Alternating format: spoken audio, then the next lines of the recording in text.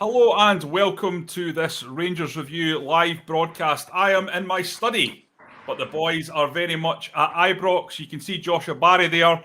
He looks like he might be on the moon or Mars, I think. But I'll explain it. It's a nice sky.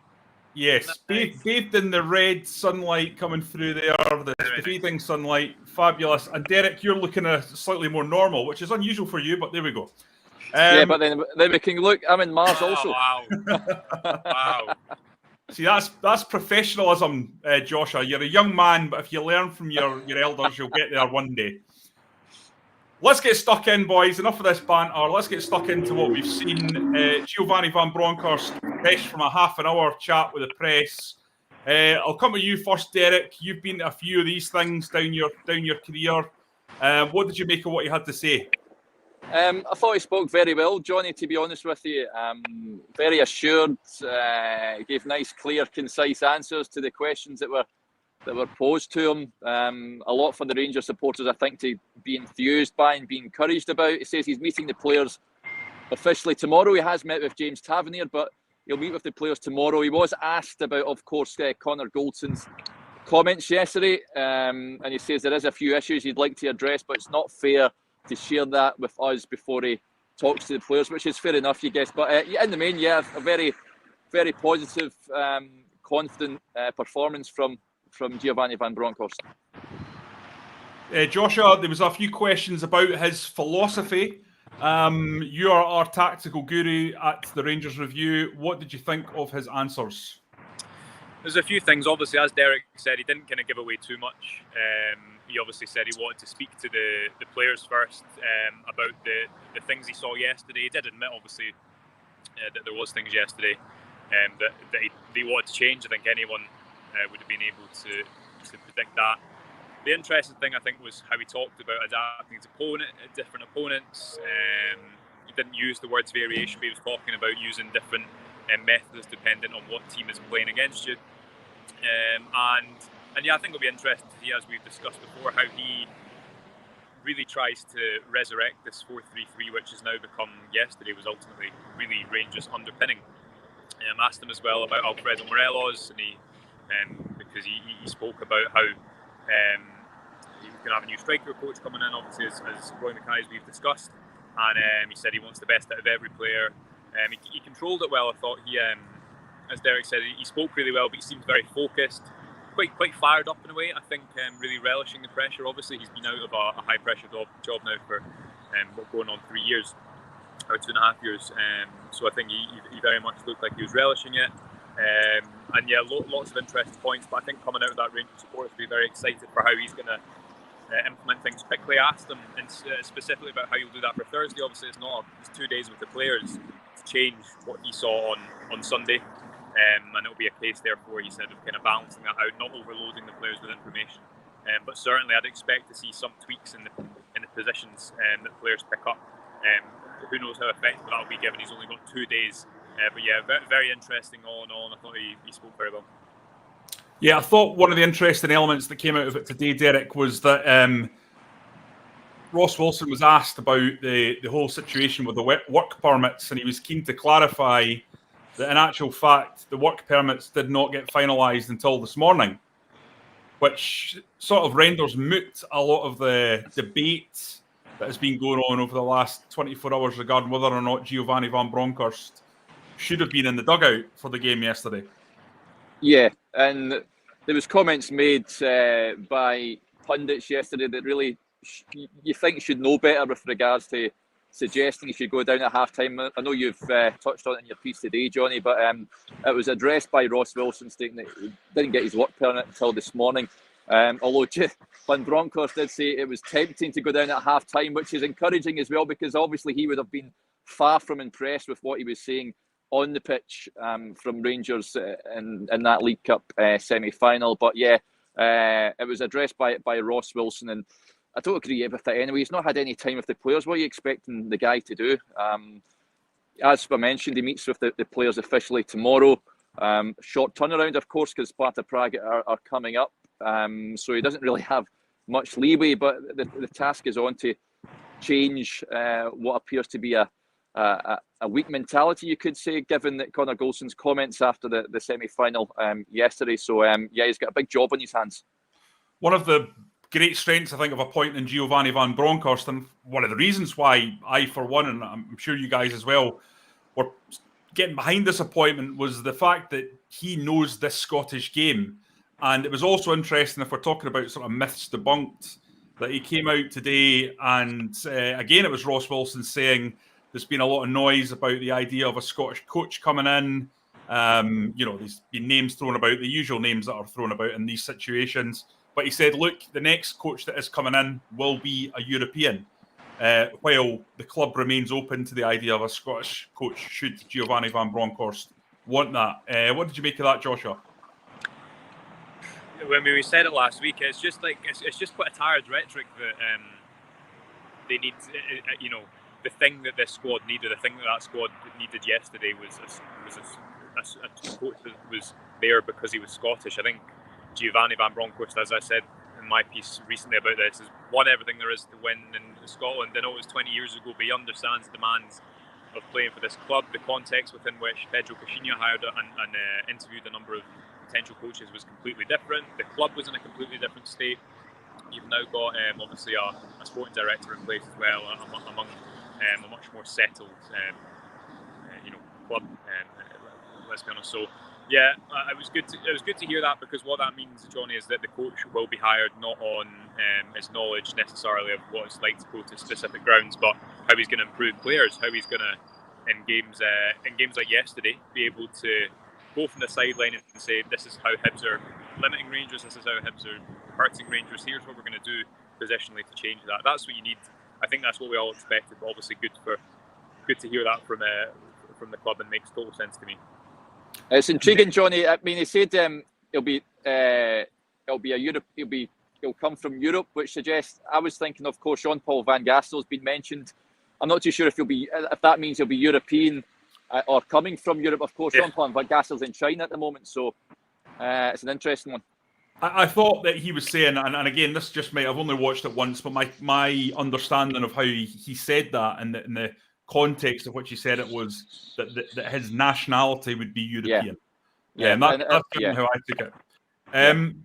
What we know about Gio van Bronckhorst, obviously, he was brought in as a fairly young guy. I think he was 20, 21 when he arrived. He certainly wasn't much older than that at Ibrox. And he was asked, as a Dutch coach, and we know how much Dutch coaches love blooding youngsters, about the potential for working with, I think Nathan Patterson was mentioned by name, and he was very animated on this specific issue and talked about how much he loves working with, he called them talents, and said that he was going to dig deep into the club and look at all these players that are there and see if there's anyone that stands out to him. But I think he made a really, really strong case and convinced me that I think some of these young players might well get a chance in the coming weeks. Is that shared by you, Joshua?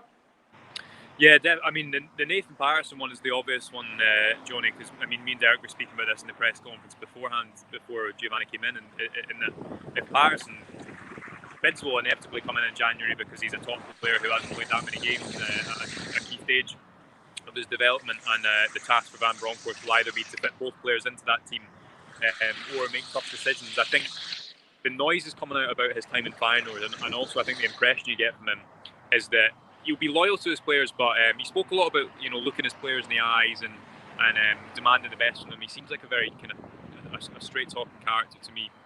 Stephen Gerrard was as well, but I think Stephen Gerrard, by the point he left Ibrox, obviously had his favourites, and one of those was James Harrison was his captain, which is why Nick Patterson didn't play so much. So it'll be interesting to see how he does that. I certainly don't think he'll be afraid, given his football pedigree, given his own footballing career, to chuck people in. And Nathan Patterson, I think, has to be in that team, and it'll be his job to figure out quite how they do that.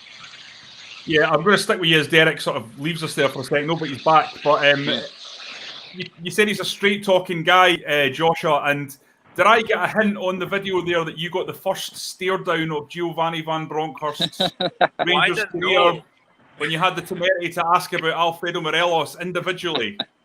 I sensed a little bit of a cold-eyed stare there. Yeah, and that was because my editor told me to. So find me a pint for that. But no, I think it's the question that all supporters would have. One of them that all supporters would have wanted to know is that obviously Alfredo Morelos did not play well yesterday. Hasn't looked as good as we know he can over the last sustained period of time.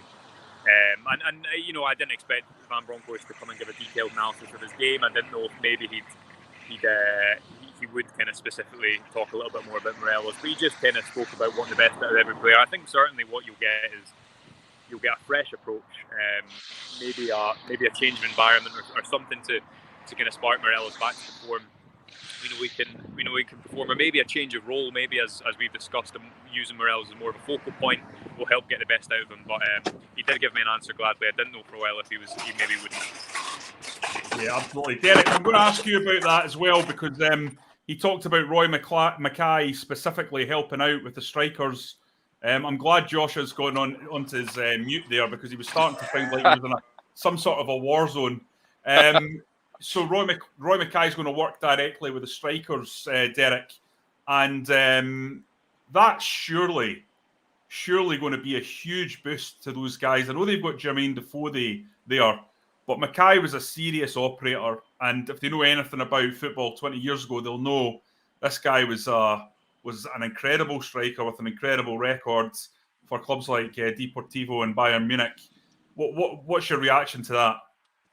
Yeah, I wonder if he and Jermaine could do a job up front still, because Mackay came in. He looked very much still looks like he could do a job. But yeah, I remember watching him growing up, and he scored a double against Celtic, cracking goals. He's played for Holland. He played for Feyenoord as well. Bayern Munich, of course, top player. But it's all right being a top player, but you need to be able to coach as well. It's all right having the reputation, but the proof will be in the pudding on the park. But you can't not help but learn from guys like that. And the fact he speaks Spanish will be beneficial for Alfredo Morelos, who we've just been speaking about. So you'd imagine that can only be beneficial for him to work with a guy like that. It'll be interesting to see how Jermaine Defoe's role is perhaps adapted or changed, or will he be moved on at some point? But you can't not learn from those two guys, two of the best strikers the game's ever seen. So I think having Mackay in there alongside Van Bronckhorst, they've worked together at Feyenoord. He trusts them, and I think it's good news going forward. And of course, his other backroom staff as well. I think it's important a new manager coming in, joining, that he brings in his own staff, people that he's used to working with. It means he can almost hit the ground running. He doesn't have to go through a transitional period with new guys, and you have a lot more trust in the coaching setup when he can bring his own men in. Yeah, absolutely. One of the other elements I thought was interesting, and we're going to close it here because we could probably talk for hours about the various points in this press conference, but we can go away and have a little think about what we've heard and come back tomorrow and do it again in more detail. But just on transfers, obviously he was asked about shopping in the Dutch market. You'd have to imagine that would be an option for Van Bronckhorst and Rangers, a very good one, because there's a lot of terrific players in the Eredivisie, and Scottish football is a game that's had a lot of good Dutch players who have transitioned well from one league to the other over the years. Ross Wilson was also pretty adamant that Rangers didn't have to sell players, and in fact, they wouldn't sell players as part of the player trading model if the right offers didn't come in. It was very, very strong words there in terms of in relation to the recent accounts. He was also saying that he'd spoken to the individuals that are financing the club, and that they'd agreed, that if Giovanni van Bronckhorst was needing backed, then they would be backing there for him. Was this, in terms of your own take on it, Joshua, was this positive news in terms of the transfer front for the new manager? Yeah, I think Ross Wilson in particular kind of controls that narrative very well when he talks about player trading model, when he talks about the club have a strong front. Definitely can't not accuse him of that. But it also kind of was unclear of, and the club obviously aren't going to come and say this, does Van Bronckhorst have to sell players if he wants to buy players first? Will there be exceptions? Will it be dependent on what bids come in and what players go. And I think it will become evident over the next, certainly the next month, what players Van Bronckhorst will feel will be fundamental to his Rangers side, which players are maybe at the end of their cycle, and then maybe there will be some outgoings. Because let's be honest, looking at that yesterday, there was elements of that performance that you thought this does look like a team that's at the end of their cycle, 3-4 years in. So I think it'll be very dependent on that, but you also wouldn't be surprised if there's outgoings, because remember, this is Gerrard's squad, and although Van Bronckhorst will come in and work with them and improve them, these players were bought by Steven Gerrard and Ross Wilson, but also upon the influence of the system and the Michael Beale and Gerrard and his coaching staff. What a temperament! Presumably be a little bit different. What Van Bronckhorst wants to do, I guess it will be a bit give and a bit of take in terms of some players adapting to new roles, some players being brought in. So I think we'll know more on that one in January, certainly. Yeah, absolutely. Right, I'm going to throw in a few comments here because I've been completely ignoring them while I concentrate on the questions that I've been asking you. Gary Clark says he likes what Gio had to say. Rangers easy, okay. Pleased with the way Steven Gerrard. Geez, I'm about to get myself in trouble here. Gio spoke very interesting comment about saying if players aren't on board with him from tomorrow, they'll find him a different coach. Shots fired at Goldson. I suppose that is a very, very good point, Derek. What was your take on those comments? Yeah, someone asked him if the players will be on board, and he says that they absolutely will, because if they don't, then they'll find them a difficult manager to deal with. I think the jury's out on some players. I think there's no doubt about it. The performance yesterday was far from good enough. The comments from Connor Goldson has set alarm bells off in terms of mentality. And I'm not too sure what sort of dressing room Giovanni van Bronckhorst is walking into. But they've got to be on board. If not, they'll be shipped out. It's as simple as that. I think Van Bronckhorst is no stranger to dropping big names.